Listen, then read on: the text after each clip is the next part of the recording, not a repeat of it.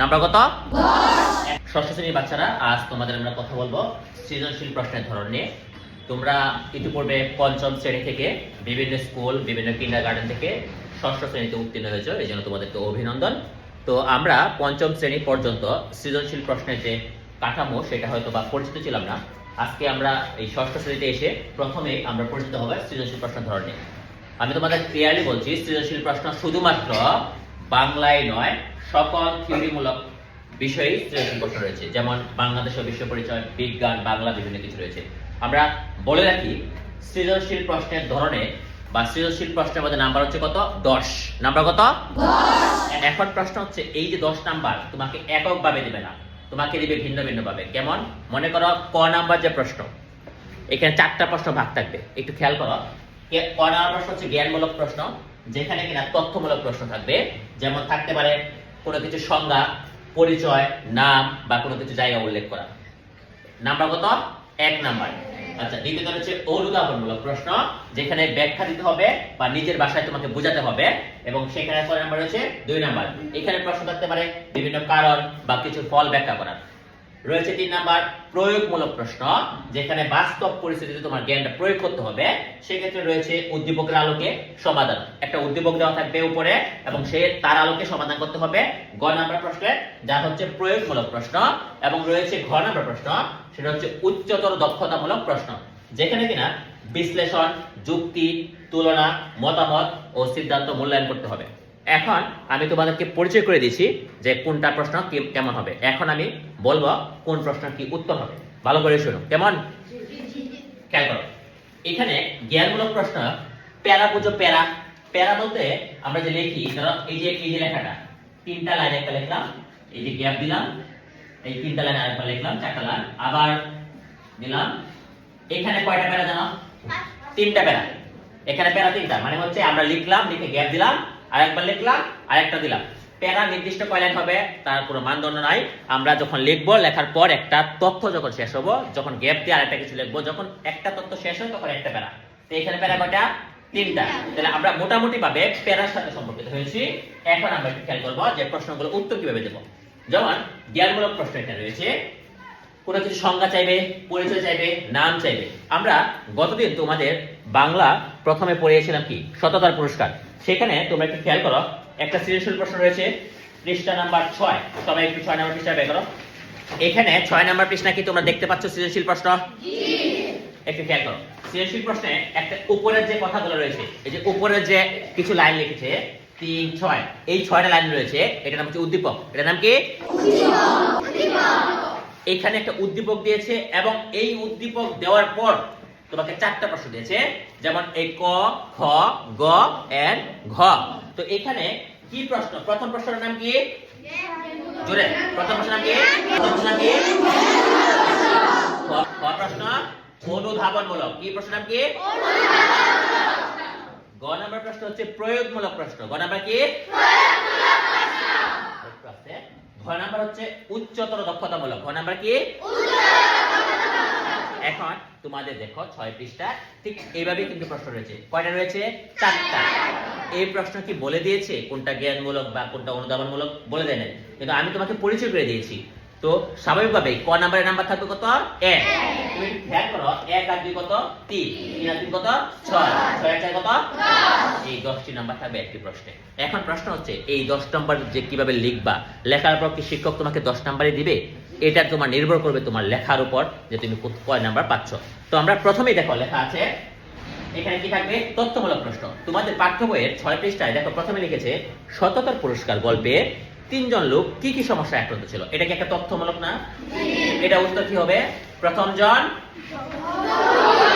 দ্বিতীয় জন, তৃতীয় জন। Very good. এখন একটু চুপ থাকি, এটা উত্তর হবে। দেখো কি উত্তর হবে? এক কথা কিন্তু উত্তর হবে না, হবে কি? সততার পুরস্কার গল্পে প্রথম জন ছিল ধবল রূপ, দ্বিতীয় জন ছিল, তৃতীয় জন ছিল। এর বাইরে কিছু লিখতে হবে না। তুমি কয় নাম্বার বাবা? 1 নাম্বার। তুমি বিশ্বাস করো, এর বেশি পাইলে কি, এর বেশি লিখলে কি তুমি বেশি নাম্বার পাবা? 1 নাম্বারের জন্য কয়টা লাইন হবে? একটা, কখনো কখনো প্রয়োজনে 2টা লাইন হবে, এর বেশি নয়। একটা লাইন লেখার পরে সামান্য গ্যাপ দিলাম, 2 লাইন গ্যাপ। কয় লাইন গ্যাপ? 2 মাঝখানে গ্যাপ দেওয়ার পরে কি লিখবা খ, যেখানে থাকবে অনুধাবনমূলক প্রশ্ন। দেখো এখানে লেখা আছে স্বর্গীয় দূত মানুষের ছদ্মবেশ ধারণ করছিলেন কেন? তো প্রথম প্রশ্ন এটা উত্তর কি হবে?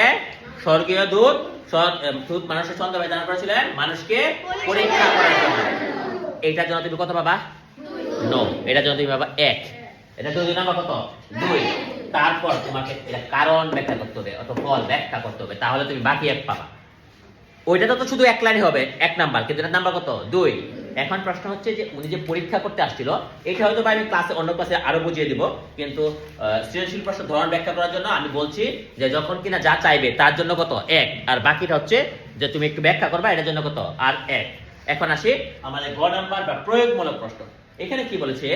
কালাম ও আবুলের কাজের মধ্যে আমরা কি বলছিলাম? উদ্দীপক আলোকে সমাধান। দেখতে পাচ্ছ? এবং প্রশ্নের মধ্যে কি এখন কালাম আবুল কোথা থেকে আসছে? সেই উদ্দীপক থেকে। কথা কি মিলতেছে? দেখো আমরা গ নাম্বারে কি বলছি যে অবশ্যই কি থাকবে? উদ্দীপকের আলোকে সমাধান। আমরা দেখতে পাচ্ছি কালাম এবং আবুল। আমাদের যে গল্প পড়েছিলাম সেখানে কি কালাম এবং আবুল ছিল? কোথা থেকে আসছে? উদ্দীপক থেকে। কোথা থেকে আসছে? কারণ আমরা বলছি গ নাম্বার কোথায় প্রশ্ন থাকবে? উদ্দীপক থেকে। এখন আমরা একটু খেয়াল করি, দেখো কালাম ও আবুলের কাজের মধ্যে সততা পুরস্কার গল্পে যে দিকটি প্রতিফলিত হয়েছে তা ব্যাখ্যা করো। এখন আমাদের কি করতে হবে? এই উদ্দীপকটা পড়তে হবে। আমরা তোমাদের উদ্দীপকটা পড়েছি, এইখানে আমরা দেখতে পেলাম রূপ কয়জন রয়েছে? কালাম, আবুল, হাফিজ। আমাদের সততা পুরস্কারের মধ্যে কি কি ছিল? তাক, ধবল, অঙ্ক। এখন প্রশ্ন হচ্ছে কালাম এবং আবুল আমরা যে উদ্দীপক করলাম, আমাদের ওই গল্পের সাথে কার মিল রয়েছে? ধবল এবং তাক রোগের সাথে। তোমার এর উত্তর কি হবে? কালাম আবুল কাজের মধ্যে যে দিকটি প্রতিফলিত হয়েছে তা ব্যাখ্যা করো। তাহলে তোমাকে বুঝতে হবে কালাম এবং আবুলের মধ্যে আমাদের সততা পুরস্কার গল্পের মধ্যে প্রথম লাইন হবে কি? তাক এবং ডবল রোগের মধ্যে মিল রয়েছে। পরবর্তীতে উত্তর কিভাবে দেবা? এই যে তুমি মিল রয়েছে, নাম্বার কত পাবা? 1। আর 2 কোথা থেকে পাবা? পরবর্তীতে তুমি কি একটা ব্যাখ্যা দেবা না? আর একটা কথা বলে রাখি তোমাদের, এটা খুব গুরুত্বপূর্ণ। এখানে কি 1 লাইন 1 পাবা না? এখানে 2 লাইনের জন্য 2টা প্যারা দিবা।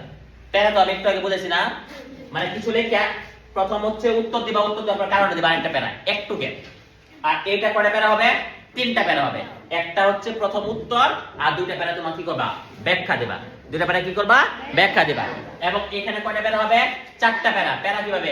আমি বলছি কিছু কিছু লিখে লিখে গ্যাপ গ্যাপ দিয়ে 4টা প্যারা হবে। তাহলে কয় নাম্বার? 4 নাম্বার। এখন আমরা যেখানে ছিলাম উদ্দীপকে, আমরা প্রথমে কি লিখবো? আবুল এবং কালামের মধ্যে মিল রয়েছে কার? তাক এবং ধবল রোগীর মধ্যে। তারপর তুমি ব্যাখ্যা দিবা যে উদ্দীপকে আমরা দেখেছিলাম তাক এবং ধবল রোগীদের আল্লাহর দূত পাঠিয়েছিলেন তাদের পরীক্ষা করার জন্য, কিন্তু তারা কোনো সাহায্য করতে রাজি ছিল না। উদ্দীপকেও কালাম এবং আবুলকেও সাহায্য করতে রাজি ছিল না। তাই আমরা উদ্দীপকের মধ্যে তাদের মধ্যে মিল পেয়ে থাকি। কথাটা কি বুঝতে পারছি? এই ব্যাখ্যা তুমি মৌখিকভাবে দিলাম, লেখার সময় তুমি লিখতে পারবে না। এখন আসি আমরা উচ্চতর দক্ষতামূলক প্রশ্ন, যেখানে থাকবে কি? বিশ্লেষণ করতে হবে, থাকবে যুক্তি, তুমি যুক্তি করতে হবে, তুলনা করতে হবে কার সাথে? উদ্দীপক এবং তোমাদের যে গল্প পাঠ্য বইয়ে সেই গল্পের সাথে কি করতে হবে? তুলনা করতে হবে। তারপর কি হতে হবে? মতামত দিতে হবে, মানে তোমাকে তোমার মতো মতামত দিতে হবে। এখন দেখো গ নাম্বার এখানে প্রশ্ন কি চেয়েছে? হাফিজের কাজের মধ্যেই সততার পুরস্কার গল্পের শিক্ষা নিহিত। একজন বাকি ছিল, সে কে? হাফিজ। আমাদের সততা পুরস্কার থেকে মেইন জিনিসটা কি ছিল? কি আমরা বুঝছি? মানে সৃজনশীল প্রশ্ন উত্তর দিতে পারবো? একটা ক্লাসই কিন্তু সম্পূর্ণ নয়, তারপর আমরা পরে অন্য কোনো একদিন আবার তোমাদের বুঝিয়ে দেবো। ঠিক আছে? ধন্যবাদ।